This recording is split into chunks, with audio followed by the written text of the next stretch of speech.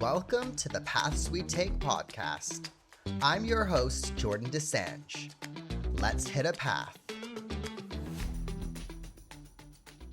All right, you guys, HYROX is one of my favorite sunglasses brands here in Australia. They sell performance-driven sunglasses that look good, that are super crystal clear, but also have some amazing quality to them as well. It is another Australian-based brand. They are based out of Sydney, and they just sell some great-looking sunglasses that can be worn for running, cycling, just walking, whatever it might be. They have something for everybody. Recently, they have just launched a brand new colorway through all of their sunglasses out there on the market. So you can get gold ones, you can get blue ones, they have pink ones. I literally have 3 or 4 different colors now. And I have not been wearing anything else for my runs. What I love about the HYROX Sunnies is that they adapt to the changes in light that you go through while you're running. So when you're running, it's so annoying needing to always take off your sunglasses because you're going through a shady part and then you're going to the sun and this and that.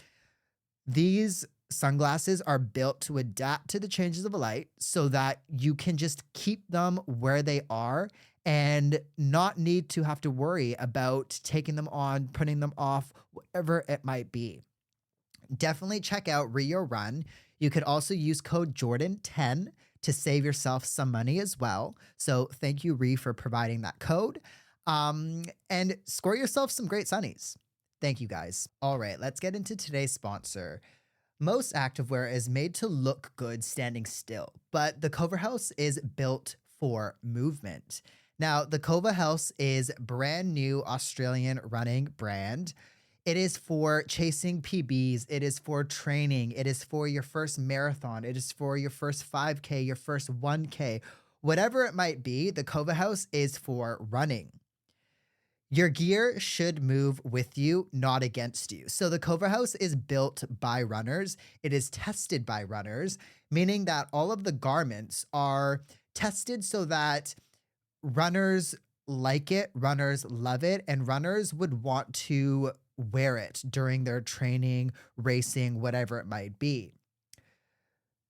Every piece is designed with either lightweight fabrics, super stretchy, unrestricted movement, and just all day comfort in mind. So if you wanted to wear the things all day, you could.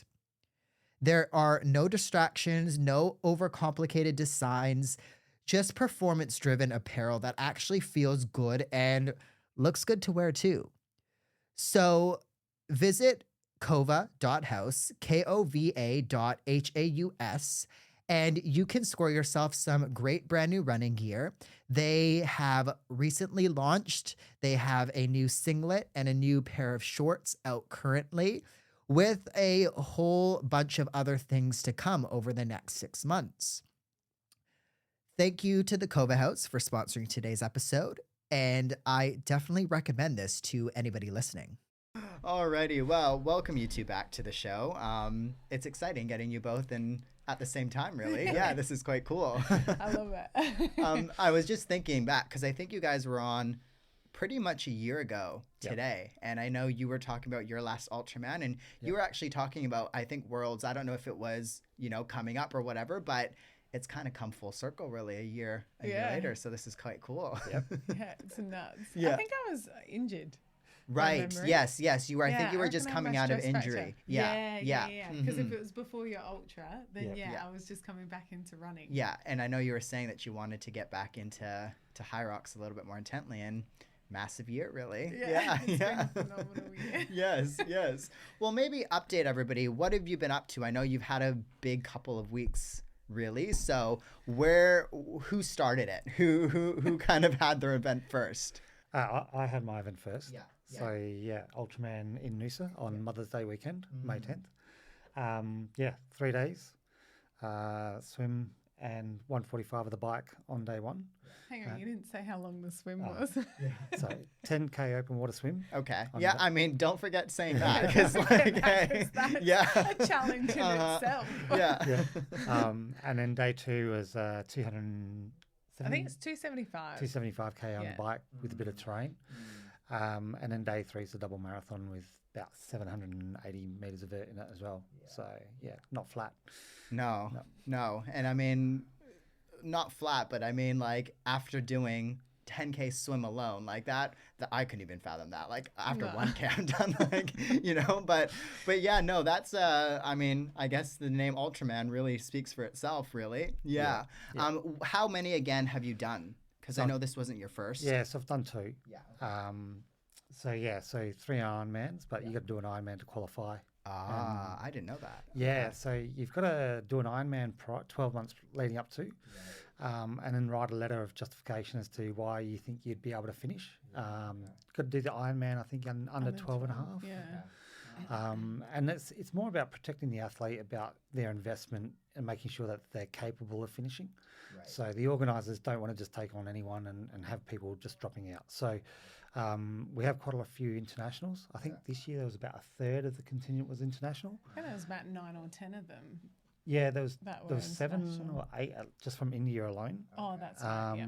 And then we had New Zealanders. We had all There was over the the place. first Malaysian Yeah, girl. female from Malaysia. Yeah. So it's an international field. And then there's quite a few of us. I think there was a third of us that were repeat offenders, of course. So yeah, it was a real mix. 11th year that they've run it here in Australia. In the world, it's been going since the mid 1980s. But yeah, it's a pretty unique field in that they only take up to 50 applicants. This year, 42 applicants. I think 3 deferred, and then 2 didn't register on the week because they needed medicals, etc. And then 3 failed to finish, like DNFs, and then 2 participants. So there's 2 that didn't make cutoffs because there's a 12-hour cutoff each day as well. So, But they still finish. So Yeah. they still allow them to compete. Yeah. But yeah, obviously they don't get a finisher's title at the end. Yeah. yeah. So that's referred to as a participant. So they've done the work. They've it's just unfortunate, and hopefully they'll come back next year and yeah. Well, that's quite cool though, because I didn't know that you had to qualify like with an Ironman and whatnot, and I guess it does make sense. Something that big, I guess you can't just sign up, like, Yeah. oh, I'm gonna pay my fee and Yeah. attempt this. Like, that can be quite dangerous as well. Like, Yeah. you kind of Yeah. have to have and I mean, like, Ironman's a big mammoth of a thing, but like compared to that too, I guess like you need to have some sort of like stage set, really, right? So that's Yeah. quite cool, really. But I'm interested to chat about, because it was your idea, Nat, and that's why like it was quite cool having both of you on, because I know like to tackle something like that, you need your support system, and you need like, there's a lot of behind the scenes stuff that goes on, really. So if you don't mind maybe breaking down into like the lead up of something like that, and then we'll get into like the actual event and how all of that worked and what the support looks like. Yeah, so my lead up was probably a solid 8 months of training leading into it. Yeah. Most weeks were approaching the 20 hours mark, and the big weeks were 24-hour plus weeks. And to do that, you need a partner that is very tolerant of you spending a lot of time out by yourself. But also, there was a few SOS calls to Nat, where ruptured tires on bike rides. And I saw a couple of yeah. stories. You stranded somewhere. Yeah. I was really happy that you were stranded. So Nat obviously came out for those, and having a partner that just will put down whatever it needs and come was fantastic. But we did quite a few runs where I'll do like maybe 1, 2, 3 hour runs out self-supported, and then I'd meet Nat, do a changeover of fluids, restock up on the gels and stuff, and then keep on going. So even just coordinating those little things is a big break in her day. And so that's what you need in a partner coming into these things, or a support system. Kind of worked really well though, because Sunday was actually my rest day. So a lot of the time I was just plodding at home. So if you needed me to meet you anywhere, it wasn't like I was doing something Like, Yeah. obviously, I wasn't doing my own training. I couldn't come and meet you. So it actually worked really well. Yeah, there was a couple of Sunday was always my run day, and there was a couple of days that Nat would ride her bike, and so I could just hand stuff off, which is perfect training for Ultraman. So, because the actual race, you've got to be fully supported. So it's not like Ironman where you've got aid stations. So you must have at least 2 crew and a vehicle that follow you around the entire time. And in the swim, you actually have to have a paddler out with you. And so that's a safety thing as well. So you're allowed to stop, hang on to the board if you need to. You just can't move forward, and get nutrition on board, whatever, or just have a break. And so I had a young 15-year-old girl this time. She She's paddled the for me same as last us, year, so, yeah. and just fantastic. Like they get the nippers from the local surf club to help out most of the athletes. And that just eases the burden on most of the athletes, especially the internationals, on trying to find a paddler and equipment, etc. So. And sorry, what does the swim look like? Is it like straight 10K or is it laps? What is that? Yeah, that's it's making a me V. nervous, and I'm not even like, Well, it used to be longer. It's a V shape, and each leg of the V is 1K. So it's out and back, do the V, out and back, do the V, and then out and back again. So it's all like you've actually got to swim out through the break to get to the start line. So it's not even a beach start like Ironman. And again, like as an Aussie, that was fine for us. But you've got some internationals that have never had to go out through a surf before. So even as an Aussie, that's intimidating. so and the paddlers, trying to get out through the break. Last year it was a bit more challenging. This year wasn't too bad. It was low tide, but just sometimes getting to the start line was a challenge. So. But wasn't it 2 years ago it used to go up around the heads? Yeah. So it used to be just a V shape where it was a short 1K out and back, and then a long out around the V, or around the heads and come back. But they got rid of that because with this V shape they can actually see from the shore using binoculars, and it just makes it a little bit easier for crews as well should something go wrong, especially with the sport, like the surf club support the event. So having the field more condensed is just a lot safer. So and then on the bike legs, the crew just basically do a leapfrog, and so they can't go up alongside and service you whilst moving. They've got to leapfrog you, and then it's just handoffs like Ironman. So bottle handoffs, and you do stop as an athlete to restock big time, or sunblock and change of gear, that sort of stuff. So, What did that look like for you, Nat? Like, how did you guys plan? Because there was 2 of you supporting. So how did you guys plan, like, who was doing what, where your stops were, all of that kind of stuff? So this man here is a machine. He actually had us pretty much sorted in terms of a map. Cool. Okay. And doing it last year, was really handy because there was a lot of points where I was like, oh, we couldn't stop there last year. Let's try and stop somewhere else.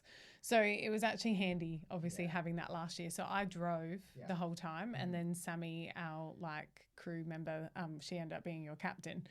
She just took note of the map for me, and she was like, oh, there's a stop up here. And then we kind of stuck to it and kind of didn't. We learnt from last year that he needed more visuals of us. So we tried to leapfrog him a little bit more, which obviously the roads aren't shut off or anything like that. So that was, it was a bit difficult in some points, but it actually worked out really well. I think we just had a really good run.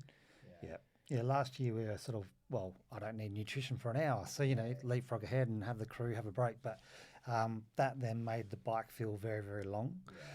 So, very quickly your nutrition might feel down. So therefore you're like, I need to just see my crew, or I just need something else or whatever. And so the very quick bunny hops just worked really, really well. So, It also worked well for you because, you would know from, training on your own, you've got to be thinking about your nutrition intake and how much he was hitting. So, for Tones, for example, when he was out riding in training, he was probably only hitting about 75 to 80 grams on the bike purely because he was trying to get it in himself. Whereas when we were obviously watching him, Sammy was keeping track of what she was like putting together, and we were piecing together what we should be giving him like together. She would write it down in her notes, and we'd be like, all right, cool, he's probably sitting about 10 grams lower than what he should be right now. Like, let's try and increase that. So then it took all the thinking away from Tones rather than him having to do all of that. So that was quite handy this time. I don't think we really had that last time. No. So this time it was sort of like take all the CNS thinking away from Tones and let him just ride, and we'll work it all out for him. And we would yell out, we'd be like, oh, you're at 105 grams. How you feeling? An hour, or, you know, you've dropped below 100 grams, we've got to get you back up. But in saying that, we didn't want to increase him, you know, like naturally he should be around 120 grams an hour. But because he was training at like 75 to, let's just say 85, we didn't want to increase him too much on the bike and then he'd have gut upset for the next day. So it was a lot of thinking. There was a lot of back and forth with Sammy and I in the car, which worked really well. Yeah, because on the bike, the roads are pretty ordinary. Very similar to what we've got in our Adelaide Hills. A lot of vehicles still passing you. Like there's no closed roads at all. And so, add a little bit of moisture and damp roads and a few potholes, and to open up your food pouch and try and pull out your normal food is a struggle. So I just went with the one bar mounted bottle, and that was my fluids. And by seeing these guys regularly, I was able to just quickly change that bottle over all the time. So I didn't have to have multiple bottles on the bike as well. And I wasn't trying to reach into my food pouch all the time. I guess that's where it sounds quite cool, like having that support. Like it sounds like a headache in the sense of, oh, there's multiple people to think of behind the scenes as well. But also like when it comes to, let's say, something like an Ironman, when it's just yourself too, and you have to think about all of these things, like that's just an extra tax that you don't want. And if you have a behemoth of an Ultraman, like you don't want to be thinking about, oh, what can go wrong, or like, you know, what am I going to drink next, or what I'm going to, or even like carrying multiple bottles and all that. Like you don't want excessive weight or anything like that. Yeah. So on Ironman, for example, you don't know the concentration of the fluids that you're going to be picking up, which is a big thing. And, you know, the nutrition that they provide is generally, you know, one of the more popular brands, but it might not be what I'm used to training with. And so the benefit with Ultraman is I'm getting the right concentration every time. You know, it's exactly what I've been training with. You know, and so we were able to go as, like, you know, especially on the run, I push 120 grams an hour. You can't do that unless you've got your consistency and your, you know, the product that you're used to. So and as a result, I didn't have any gut issues for the 3 days. You know, my tolerance on gels, and we used Solo with caffeine and guarana. It all went down really well. Whereas the previous year, I really struggled, and that was what the 6-8 months of training really proved beneficial with. He also added in sodium tablets as well, which was really handy. So like his coach was like to Sammy and I, get him 2 tablets in tonight, 2 in the morning. And I think that really helped you as well. Yeah, because I run high concentration of salt in my electrolyte. So I've never needed, or never thought that I've needed it. And coach is like, no, you got to do this. So I just do it, you know. So the crew, my coach, they did all the thinking for me. I just did what they said, ate what they said. Did you do what I said all the time? Just during the event. Just during the event. The important part, I guess. So, like, I'd finish the day, and like I'd be sitting on the massage table, and I'd get a burger shoved in my face. Like, eat this. I'm like, all right. Here's your food. I'm sitting there having a massage, eating a burger. Like, Take the Living the thinking right dream. out of it. So what about day 3? What did that look like? Day 3, obviously quite tired by that stage, but the body was actually feeling pretty good, and we didn't have as well structured driving plan. It was just we're like a bit nervous, to be honest, because it was just Sammy and I. So like, and both Sammy and I, like, I mean, we were prepared to do it if we needed to, but like we just weren't probably up for 42K each. So, that was quite like, we sort of went into planning mode the night before, and then I managed to convince your coach to come out and run with you, which was a godsend. So Nat, so the first 5.5 or 5K you got to do by yourself because it's in town, it's busy, all the athletes are close together. then by the time you get to the local school, everyone's spaced out enough that you can start to have your pacers with you. And so you got your pacer and then the car still doing the leapfrog. After a 7K with Nat, so about 12, I then ran about 5K by myself. And then from then on, I had someone for the rest of the day. So it worked out really well. I did Tones the first loop by myself. No, Kate joined you for that. Yeah. She did both loops. Yeah, with you. so my coach was meant to meet me at the half marathon mark, but due to some logistics, she met us a little bit later, and it didn't work. It worked out well because Sammy was there and you were with me anyway. Yeah, and he had Jess, my coach, run with him as well. I think she ran about 9K with you or something. Yeah, and I was like so jealous. I was like, you get to run with my coach before I do. But it worked really well because you were on, like you said, you're on your own for probably about 5K after I got back in the car. Then Jess hunted you down. She ran with you. And then Sammy got out and ran with you. And then Kate pretty much did a full 42K. She did over, or over. So the benefit of having a pacer with you is in this event, they are allowed to carry your fluids and nutrition and like, so they're not just a pacer, they're actually a full support person. And so I'd try and run without my bottle as much as possible. And the only thing I was really carrying was my phone, just so that way, if the pacers didn't find me or whatever, they could contact me. So I'd have a swig and then hand off my bottle. And then by the time my coach then got to me, she implemented a run-walk strategy, which I hadn't done ever in my training. She's like, nah, with the 3 days and where we're at, let's just try this. We just did that for the rest of the day. So, it worked really, really well. It was actually a really good plan, to be honest, because we were aiming for, what was it, an average of 650, I think it was, or 645. I wanted sub 7. Yeah, you wanted sub 7, which you got that in the end. So there you go. Yeah, she just knew what to do, which was awesome. She was a godsend on that day. Did it work like this last year? Like, did you have the same pacers and? Oh, we had 3 in the support crew last year, and so I had I had pacers with me the whole time, but the nutrition planning and the nutrition gut tolerance wasn't there last year. Going to precision was fantastic this year, like no issues, no what's it called, that taste when you're nutrition fatigue. That didn't kick in at all. Like I could handle gels all the way through the end. And with the run walk strategy, the idea was that on every 1 kilometre interval, have a swig of gel, have a swig of fluids, and so that it wasn't like I was taking big fluid hits at any one time. It was just constant throughout the day, and that was by far the best strategy. Oh, that's quite interesting. Yeah, because I guess I didn't think of things like I guess if it is, you have to be fully supported. Yeah, I didn't think of if you're at a marathon, you'd have tables every 7K or something like that. So you might carry 6 or 7 gels with you, but that's about it. Whereas if you're not having that, then you need bottles and you need all of these gels, and if it's a double marathon, you need extra. So it makes sense to have a support. But that's phenomenal that they're doing just as long, if not the run. But I guess you could rotate, can't you, if you wanted? So early on there was rotation, and then whilst we had Kate, we were just going to keep using her. That was perfect for Sammy and I. We just were in the car, and also because I had driven majority of it last year because I wasn't running fully last year.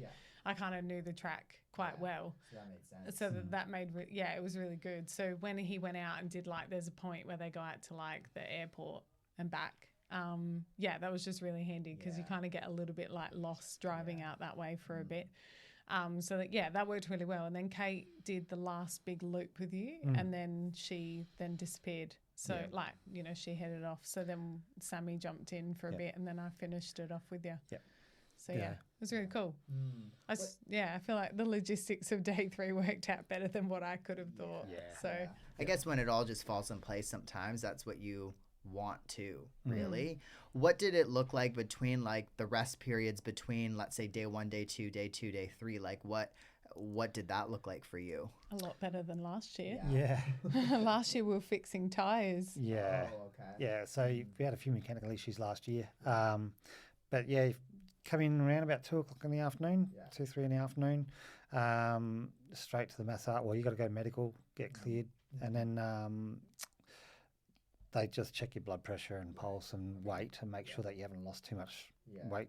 And then massage, you know, it's a part of the package, so why not use that? Try and eat, you know, we had the protein milkshake straight away. And then, you're basically free to go and get home and shower, have a nap, whatever, smash a pizza and What time did you guys start every day? The swim start was 6 o'clock briefing, so 5:30 I think they were briefing the paddlers. 10 to 5 or 5 to 6 was the swimmers briefing. And then by the time we get into water, I think it was 6:15 start. Yeah, you guys started about 6. Oh, it was about 6:19. You guys started, and then like day 2 and 3, it's a bit earlier. Yeah, it's 5:30 briefing. A 5 a.m. briefing, 5 a.m., and 5:30 takeoff. So day 2, you start the bike in the bike speed order that you finish day 1, and it's under escort through town, and then once you get out past the township, then it's racing. So and then day 3, obviously, because it's a run, you'll just start together and the fast guys just shoot off the front and and so you just got to try and make sure you run your race. But your recovery also involved an ice bath. So Okay, all right, Absolutely horrible. The only time I'll approve ice baths is between events. So it's unlike normal training where you try and not do inflammation control because you want the inflammation benefits. But for when you're doing multi-day events, you've got to control that inflammation, and ice baths are fantastic for that.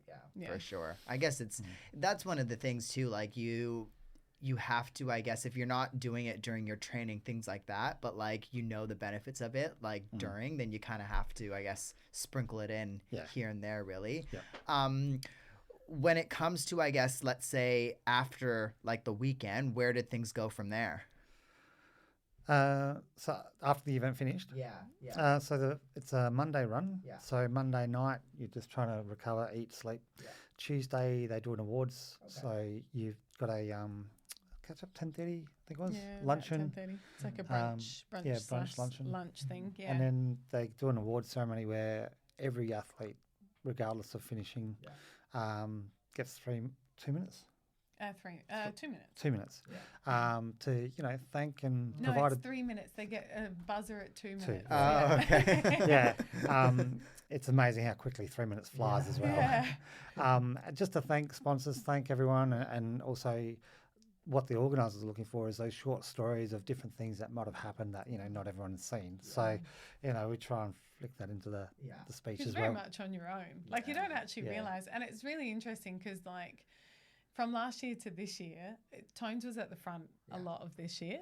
And so, like, part of me was like, I'm so glad I remember this course because there were points where we were literally the only vehicle up front. And I was like, we just have to make sure that we're going the right way because last year we could sort of like see other teams around us, whereas this year it was kind of like, especially on the bike, Tones was just an absolute machine. So that was quite interesting. And then like to hear other people's stories because you obviously don't see anyone, like last year we sort of got chit-chatting with different teams and crew, whereas this year we just didn't really see them. So to actually hear their stories and their speeches is pretty cool. So I was day 1 on the bike.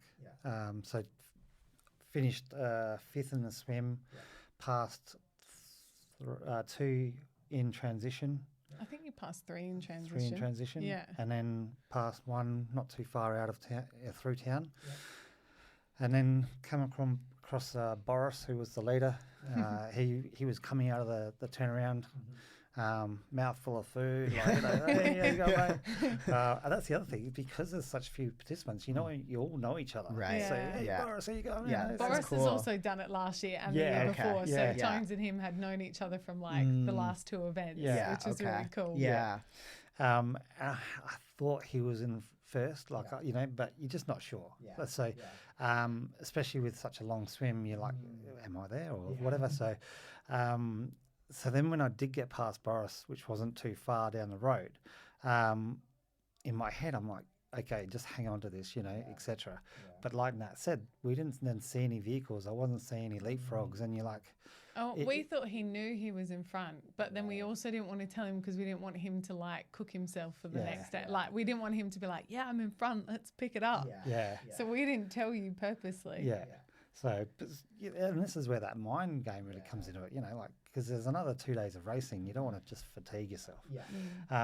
But then, so finished day one, got to the finish line. And I'm like, there was a couple of people in the massage, but no bikes. And that's why I'm like, oh, cool. You know, so the guys that were in massage were DNFs for different reasons. So, and then day two started in third spot and had a belter of a ride as well. Like, everything went our way, weather-wise. But then by the time we got 130, 140 Ks out, 180 Ks, the leapfrogging stopped. Didn't see any more support cars. Like, there was 2 guys in front of me, and person behind me, they were no longer, their car was no longer overtaking. So I knew that they were then a little bit further behind. So the last probably 70K was just us. And so, it's you're like, we're racing here. And the locals don't really know the event either. It's surprising. So you've got all these cars around you, especially when you're coming back in through along the coast. We're racing and they're just like having their great Sunday, you know? So it's a very different race for that reason. So, Oh, that's cool. That's very cool. Yeah, because I don't think we talked this detail last time too. So that was cool. So I think last year was very new. Like, I obviously wasn't here for the last podcast with you two, but last year was a very new experience. So like, you kind of just I don't know. I don't feel like we pulled apart last year until we were getting closer to this year. And then we kind of sat down and it was like, what worked for you in the car, what didn't, what worked with you out there, what didn't. And it was kind of like, I really got to the point where we had to remove all the thinking pretty much for you, other than you just doing what you got to do. So, and I think that's where we aced it this time round. Because the thinking of your nutrition when you're on the bike is time consuming and it does distract you. Whereas being able to just think, all right, look at your power output constantly and then monitor traffic and monitor the road, that's enough for the brain, you know? So, and then especially that home straight, the last 30 Ks or thereabouts from the airport, it's busy with the traffic and there's a lot of sections where the traffic's only at 40 and you might have there's a slight tailwind. And I think I was sitting 45, 47 K for most of that section. Like you're hooking along and there's roundabouts and there's slow sections with cafes and you're just picking gaps in traffic. Like to think that you've done 250K already and that's what you need your level of alertness for, that's where the crew's so important because if you've fatigued yourself up to that point, you just can't be aggressive at all in that last section. So. And I guess there's nothing to compare it to as well. Like something like this, like you can't really even compare it to an Ironman, for example, because, you know, it's not as big technically, an Ironman or whatever. And I would assume too, like when it comes to planning something like this, like, you know, when you plan for an Ironman or whatever, you could behind the scenes do some research, like look at videos or what other athletes are doing. But, you know, this, if there's only 50 people you're saying, it's probably not as well documented as like an Ironman, for example. So what did it look like your coach? You said you have a coach, like you probably would have to have a pretty specific coach for something like this, really. So Kate Belivaquat, she's actually world champion, or she has been world champion in Ultraman. She's won outright as well as she's Ironman. got the fastest women's time. She's the fastest women's time. So the level of knowledge that she has, just and that's again, like she was checking in. Okay, what's your crew thinking here? What, you know, before the race, we're doing that. So we had a few one-on-one meetings prior to the race to make sure that everything was lined up. And having the previous race experience also helped out a huge amount. So, but most of the athletes competing do have a coach that have raced Ultraman at least. I'd previously, prior to doing it last year, I did approach a Ironman coach, and he, thank goodness, he said, "Look, mate, you need an Ultraman coach," and he actually gave me Kate's details. So, it's not luck of the draw. You've got to have the right person. You got to have the right person. Yeah. Yeah. So, no, for sure. Yeah, I guess, I mean, that's good that he was like, no, sorry, I can't, Yeah. you know, like, because Yeah. I think nothing worse than having somebody like, oh, you know, I've never done an Ultraman. I'll try and help you. You know what I mean? Yeah. Like, Yeah. especially for something that big, really. Yeah. Yeah. Well, congrats though. Like, Thank you. that's amazing. And like, again, I'm like, I find it interesting because I don't think we talked in this detail about it last No. time. So I even like had no clue really all about these little things that go on in Ultraman. Congrats on that. But I know you guys then were on a plane and, you know, on another adventure after that. So Oh my let's God. break that down. And where was the rest of the weeks? Like, We are actually insane. yeah. So presentations was Tuesday. We then packed up the car from the Airbnb Wednesday morning. Wednesday night. Well, yeah. So we had to vacate that to basically drive down to Brizzy, park in the international airport, and then we flew to South Korea. Yep. So- We flew to Icheon for HYROX. Yeah. Okay. All right. So 13-hour flight. Yep. How did that go after an Ultraman? It wasn't too bad, actually. Yeah. I was surprised. I was really surprised. I actually felt better going over than Yeah. what I did coming back Yeah. in terms of like how the body was feeling. But even like Kate said, make sure you got your compression gear on. You know, and that's again the experience of a coach. So we were ready for the worst, and we didn't have it, so it was good. Yeah. And I guess too, like technically, the adrenaline lasts a couple of days as well, which has a big impact, I guess, as well. Yeah. Well, I mean, like you did recovery really well, to be fair. Like I just feel like we aced, like especially the recovery. Like if I think about last year, it wasn't how you did the ice bath on the last day. I think you didn't even do it in between, so that would have really helped. Massage, obviously coming back to the accommodation, like Sammy and I were really hot on him actually just being off of his feet rather than doing things. Whereas I reckon last year you were kind of plodding and doing things. So like that was something we learned from last year. It was like, no, just get off your feet, like sit down. So then, you know, come Tuesday, you're obviously sitting for a very long time. But then Wednesday, we actually went to the gym. That's like Sammy and I had a session that we needed to do. And he came along and he sat on the bike and just ticked, like really casually, just ticked his legs over. And that would have actually flushed quite a lot of it anyway. So by the time we were getting on a plane at midnight on Thursday morning at 12:15 in the morning, we were actually feeling quite fresh for the flight, to be fair. So yeah, Icheon Thursday lunchtime we got in, just in the afternoon, and was flying to any sort of foreign country. You sort of try and find an Uber and get to the accommodation, and that was a bit of an experience because you got Stress of all of that. the language barrier. Was it your first time there? Yes. Yeah. Yeah. Okay. Yeah. So not like we did Shanghai last year. So that whole unfamiliarity wasn't too bad.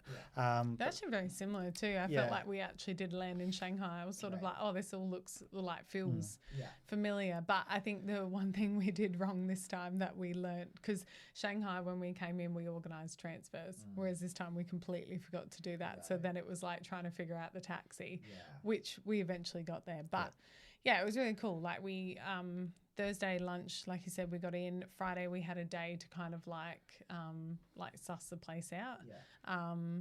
Like myself and Tony Lee, because Tones was working. He was doing head judging with HYROX, and then the race was on Saturday for Tony Lee and I. So we kind of had a day to sort of like, you know, we did a bit of a shakeout run and whatnot. So just to flush the legs out, and then race day on Saturday.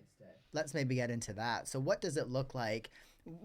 I think we talked a little bit about HYROX in the past, but for the listener right now listening, what exactly does it look like leading up to a HYROX and then like competition day, for example? Because I think you were saying earlier off air, it's a couple days of competition really. So what does it all look like really? Yeah, so it depends on like how many events you've decided to book yourself in for.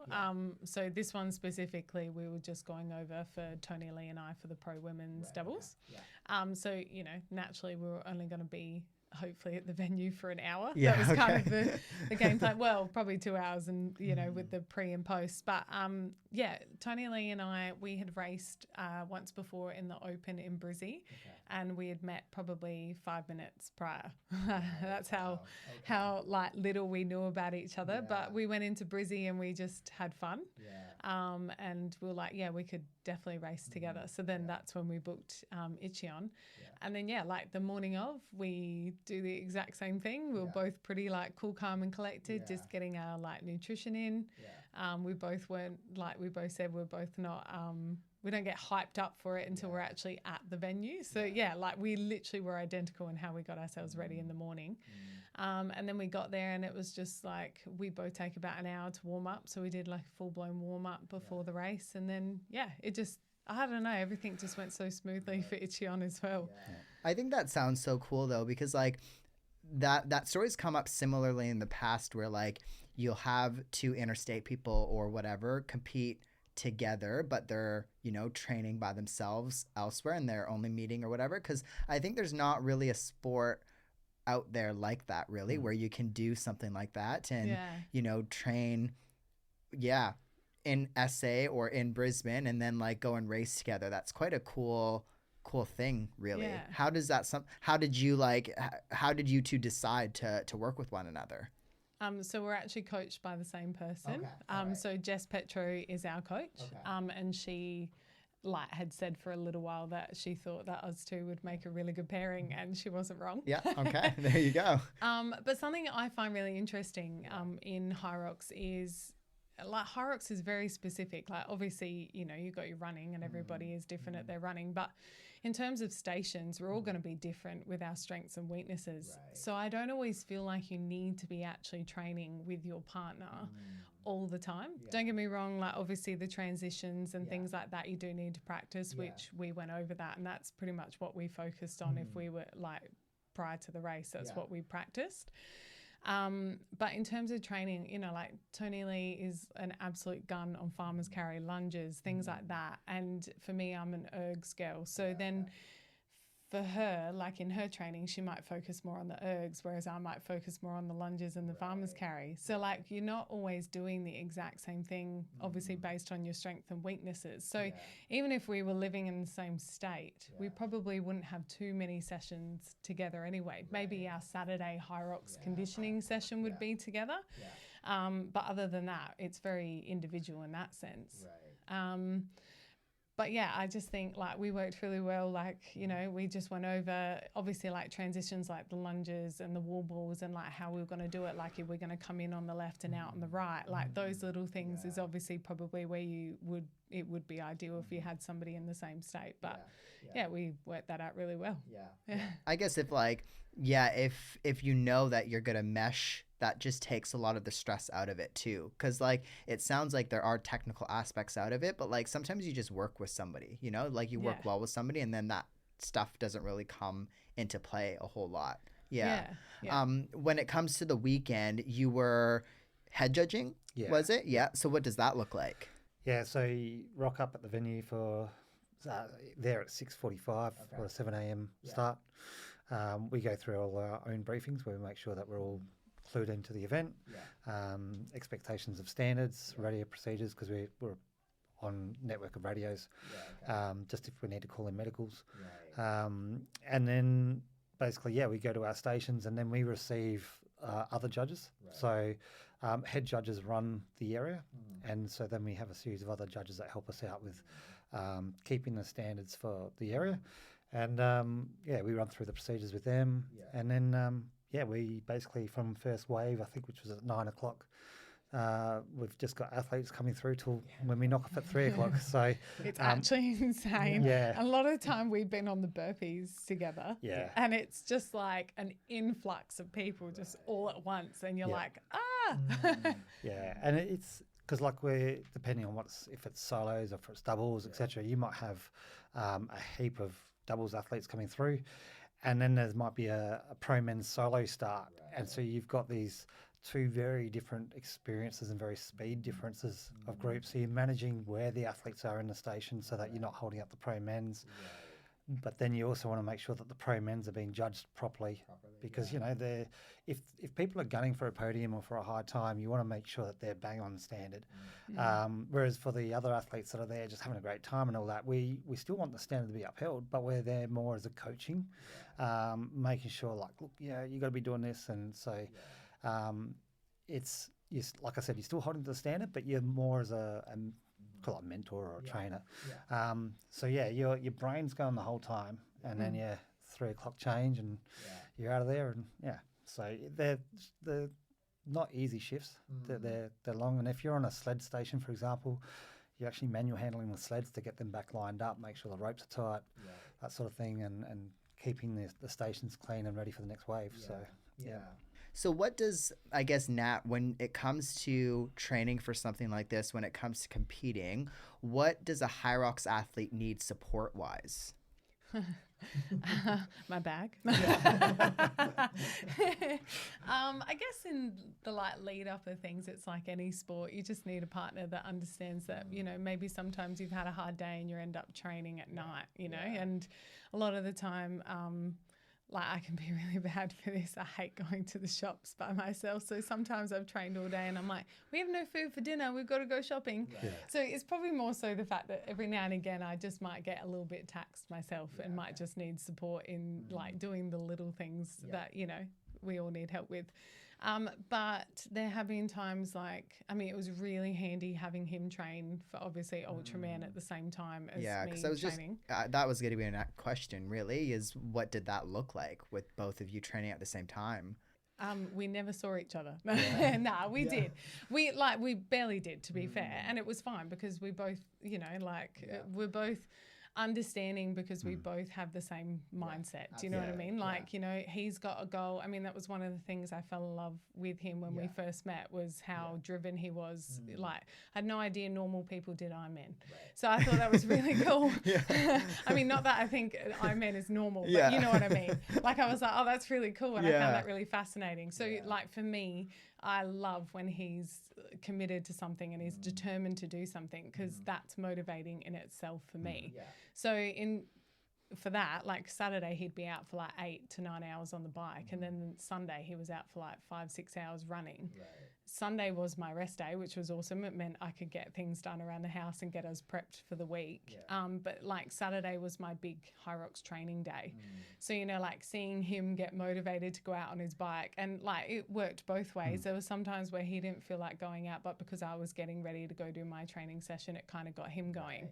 So we kind of really did feed off of each other in terms of motivation sometimes. And motivation, as you know, isn't always there. So it was really handy having your partner doing training at the same time. So it was good.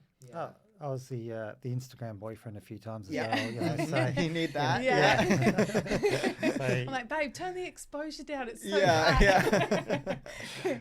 So you know, my bike skills were being put to use by being a video cameraman at the same time and stuff like that. So you know, but I think just to reiterate, because we were both doing quite taxing things, you know, we both wanted to get to bed early because we both wanted to get up and have a solid training day the next day, and we both wanted to eat right because, you know, we both wanted that fuel. And that understanding, I think, would be harder if you didn't have your partner also be an athlete. So, definitely part of it. Yeah. In a similar field too, because I think they're both, different, but they're both same in the endurance space, right? I think too, it's a bit easier when you're both doing something like that, because you're saying, you know, it's taxing, yes, in a different way, but you know that you have to put in longer hours. Whereas I find if, you know, you might have an athlete in a different sport, let's say soccer or whatever, you know, you might go to training twice a week or whatever, but it's not as demanding really as time demanding as something like an Ultraman triathlon or, you know, HYROX or something like that. So I guess that makes it a bit more helpful really when they're both in the same field sometimes. They're both multi-sport is probably the easiest way to describe them. Yeah. You're bang on there, yeah. I did feel grateful though, the times where we jump on the bike together and mine was only an hour and his was 5. I'm like, oh, I'm so glad my hour's done. Subtle differences, yeah. You'd be like, oh. Yeah. Nah, but we did well. Like, because half the time, you know, if it was raining outside, he would ride in the gym and I would have a ride or a run or whatever. And then I'd be back in the gym doing some form of weight. So we were kind of training together, but not training together, which I still find I don't always need to be doing what somebody else is doing around me. But if we're in the same vicinity, it's kind of motivating. So it worked really well. Yeah. So when you're competing in HYROX, what does support look like when it comes from your teammates, when it comes from partners? What does that look like? What do you need during an event, would you say? So you can't take anything from your crew, obviously, outside. So like when you're in it, you've got to keep your gels on you, which I have 2 gels with me. I don't need anything more than that. But in terms of like support, it's obviously like if you're feeling a bit crap towards the end of the race and you've got your partner on the sidelines yelling at you and cheering you on, that's definitely motivating. I always say, like, the stations go that quick. I can't see you, hear you most of the time. I need it on the runs because the runs, I mean, for me, and this is where every athlete's so different, the runs can sometimes be a little bit more taxing towards the back end depending on how hard we've gone in the front. So like if I've got somebody cheering me on the runs, then I feel a lot better. And I don't respond well to abuse. I respond better to like a little bit of like, come on, Natty, you got this type vibe. And Tones is just so good at that. And you know what, even just seeing his face is actually sometimes enough for me. You know, like if I'm running out of a station and he's there smiling with the camera, I'm like, yes, you filmed that. So And you guys did an event together? We did. Was that planned or? No. Okay. I've been putting it off as much as possible because training for Ultra, I'm not a fast runner as a result. And Nat would have just absolutely nailed me in terms of speed. So I kept telling him to not worry about that. Yeah, I was happy to run at your pace. Yeah, but we're both competitive athletes, so that wouldn't have worked. Do you have to run together? Okay. So, I on Friday when I was judging happened to look at my whoop and my recovery was bang on. Like my resting heart rate was back, my HRV was back up high. So I sent a screenshot to Nat. And then Tony Lee and I went into planning mode. So we were like, how cool would it be if last minute Tones and I could race together? So then so these two called me over whilst I was still working. So I've come over to the sideline and like, how do you feel about doing a doubles tomorrow? I was like, you know what, why not? Like we're in a different country, you know, and we know it's not going to be about points, so it's not about anything. It's just about having fun. So, So after doing another 6:45 to 3 shift, 2.5 hours later, I was racing again, and so it was about 3 hours after the race with Tony Lee too. So we were both pretty tired, to be fair. But we just literally went out there for fun. And like to say, you know, like Tones and I have never done any form of like HYROXy training together. Like, you know, like we said, we did all of our training alone. So we were both sort of like, are we going to get a divorce after this? Are we going to last through this? But we raced so well together. The communication just fell into place and like my legs luckily moved and we moved. You ran with the kettlebells. I still can't believe that. It just all came together and we were actually having fun and like the communication was awesome. Like we didn't really talk, like we just did and did like bag changes or whatever, kettlebell changes, and got to the finish line and we're both cooked, which meant we both did it right. So it was good. It was good fun. What were some highlights over this whole couple of weeks away? What do you think your 1, 2, 3 highlights are from these experiences? For me, Ultraman, everything just fell into place and everything just worked. And so I think going back with the experience of it now being my second race, again, great coach, fantastic crew. The whole thing is a highlight. I think you got to watch these two as well with their Icheon race, winning it outright. That's definitely a highlight. To find a partner that's, you know, we can travel with and we all just had fun and we just you know, we'd find a place to eat, and it just all worked. You know, But we've also got the same goal. So I Yeah. think that's what, like, something like we really learned from this year. Because like we made it into the Elite 15 doubles myself with another partner. And yeah, like this is where we learn where you can compete with somebody and where you can't, like where you align and where you don't, which is so fun. Like that's just life. That's everything in life. So with Tony Lee, I just feel like, you know, racing with Tones was almost like racing with Tony Lee and vice versa. I mean, they're both called Tones. So I've got husband Tones and wifey Tones now. But yeah, so like that was a huge highlight for me to just find somebody I'm really like, I really gel with. We race really well. We communicate really well. We both have the same sort of mindset when it comes to race strategy. And we showed that like towards the end of the race, because of how far in front we were, we just sort of went, all right, we don't need to cook ourselves here. Let's just like take the back end really easily, but like, you know what I mean? We didn't absolutely smash ourselves in the back end to try and get a faster time. We were just like, let's get to the end. So like it was really nice to be on the same wavelength as someone. So that was probably a positive for me. I think Icheon itself, South Korea, beautiful. It sounds Like we had a really good tourist experience there as well. You know, the restaurants like didn't have any bad meals. Like there was no concern as well about food safety. All the food was delicious. Like even as a staff during the HYROX, we got to go to lunch to the cafeteria, and that was great as well. Like, you know, so just just a good all round experience. Oh, good. I think like too. I think like balance is a word that pops out a lot when it comes to endurance sport or multi-sport or whatever it might be, because I think too, like a lot of the times people feel like they need to sacrifice a whole lot when it comes to doing something like this. But it sounds like from all of this discussion that there wasn't a whole lot of sacrifice because, you know, you found a way to balance it all, really.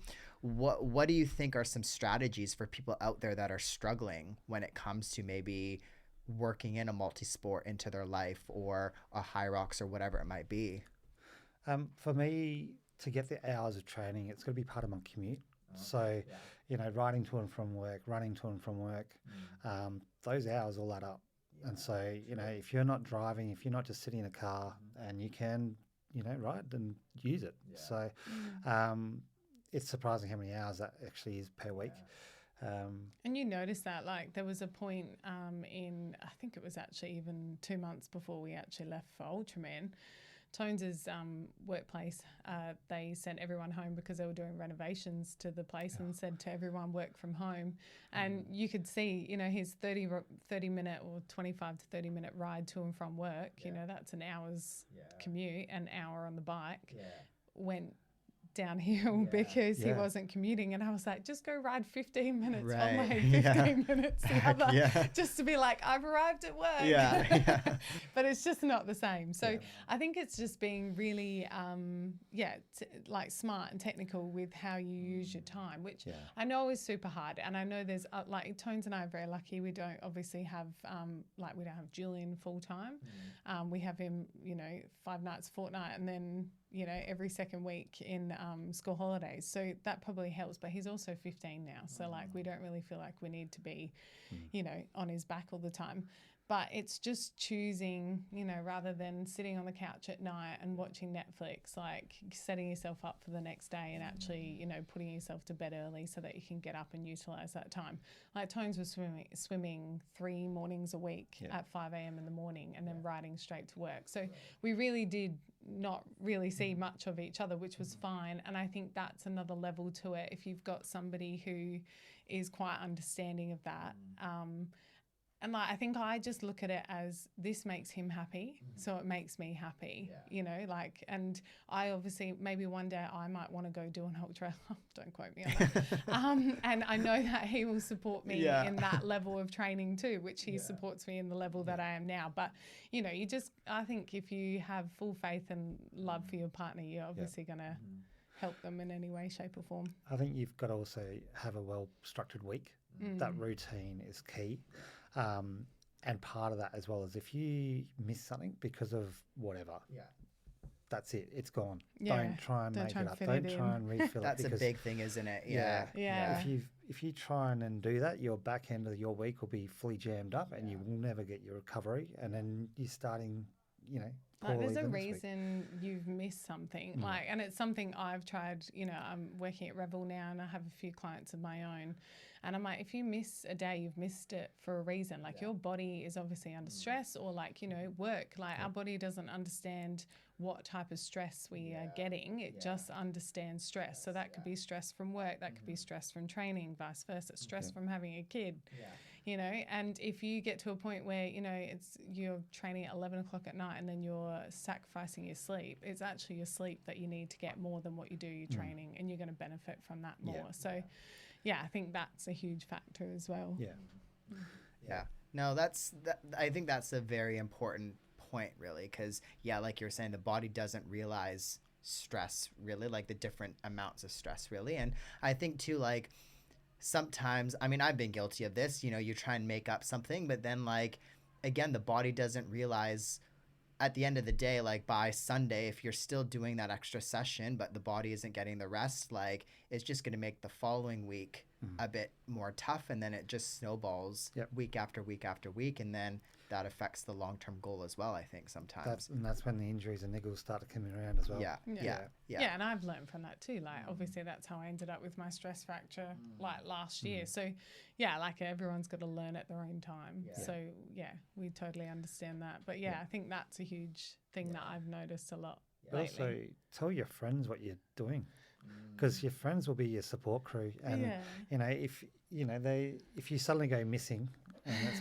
intentional, but they know what it's for, they'll support you, and they'll like check in and they'll encourage you, like how's your running going, whatever it is. So don't think you've got to do it alone. And you're not asking them to put out their time. It's just that they then understand what is important in your life.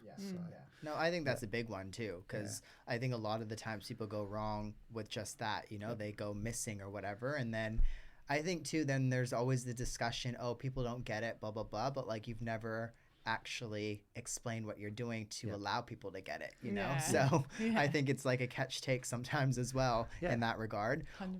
When it comes to your guys' recovery, what does that look like? Eat and sleep. Eat, sleep, and water. Like this is actually a really interesting topic, and I love this topic so much. I actually want to do a post on it. But like I am huge on sleep. Like we've become quite huge on sleep. We had our whoops a couple of years ago, and we got rid of them, and we noticed our sleep kind of went to poo. So then we got them back purely for that. Like sleep is like huge, nutrition naturally, and like trying to get water in, and especially coming into winter, is super hard. Like for me, if those three things are like perfectly in place, then I can use my sauna. That's kind of my reward system. It's like I can't use that if I'm not like acing everything else. We're in a fancy world these days. Like, we have the saunas, we have all of these recovery centers these days as well popping up around Adelaide. But just like you were saying, like, I think then we forget about the water, the sleep, the things that you actually need at the end of the day. Like you can't catch up with all of these fancy saunas or whatever it might be a lot of the times. Yeah, and I think it's super hard. Like you said, it's all over social media now, and it's even in terms of getting like electrolytes in and things like that. It's just sort of hammering you to get it all in, and it's like we actually need to hammer in the sleep and the nutrition and all of that, because that's actually going to help you recover. They're the big ticket items, not the 1%ers. And you notice a difference. Like this morning exactly, like I normally Sundays try and get to the run house by, I think they start at 7:30, but I was like, no, I'm not going to make it. Like I think I went to bed like an hour later or whatever, but I feel like that made a big difference, staying in bed for that hour. Still got the run out of the way this morning. And I know in the past, if I would have done that, then it's just like, then you're tired later on in the day, you're sore as well. Like I think it makes a difference. And like sometimes too, like you have to experience that to know what it feels like. But I think sleep is so important, and there's more studies coming out about the importance of sleep. So we know the effects longer term as well on sleep and the lack thereof sleep. So it's an interesting topic, I think. There's also conjecture about training fatigued. So, you need to be able to understand how your body reacts to fatigue and how your body, how to recover during an event if you are fatigued.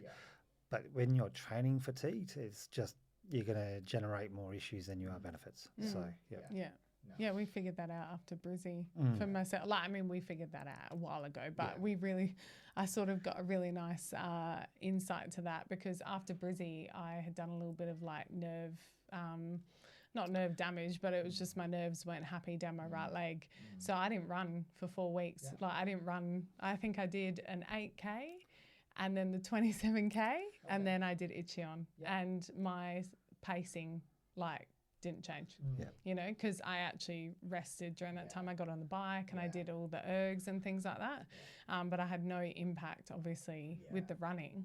So then come Icheon, like, we obviously were playing around with how we were going to do the race, giving Tony Lee more of the back end, but we actually got to the end of the race and I was like, I'm actually feeling so good. I just think recovery is just so but I just don't think it gets the gold standard that it like truly needs.